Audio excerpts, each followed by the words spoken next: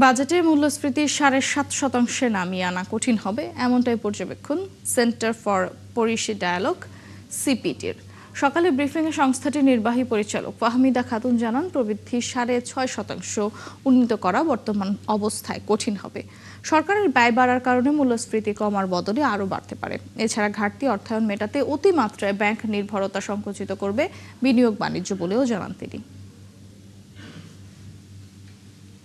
মূল্যস্ফীতির টার্গেটটা দেখি। মূল্যস্ফীতির ক্ষেত্রে প্রথমে যে আমরা ব্যক্তি খাতের যে ঋণ প্রবাহ, ব্যক্তি খাতের ঋণ প্রবাহের ক্ষেত্রে আমরা এখানে দেখছি যে 2027 অর্থ বছরে বাড়বে 9.4% এবং রিভাইজ বাজেট 2026-এর চলমান 2026-এর যে রিভাইজ বাজেট সেখানে এটা 8%। কিন্তু আমরা জানি যে চলতি অর্থ বছরের এপ্রিল পর্যন্ত এখানে বৃদ্ধি হয়েছে ব্যক্তি খাতের ঋণের প্রবাহ মাত্র 4.75%। সুতরাং এখন এটা থেকে আগামী 2 মাসের মধ্যে আর কতখানি বাড়বে সেটা আমরা জানি না, তবে 8%ই বৃদ্ধি হওয়াটা একটা সন্দেহের অবকাশ রয়েছে। উন্নয়ন ব্যয়, আমরা যেটা বলছি যে উন্নয়ন ব্যয়টা কমছে অপারেটিং ব্যয়ের চাইতে, কিন্তু এখানে আগামী অর্থ বছরে উন্নয়ন ব্যয়টা বাড়ানোর একটা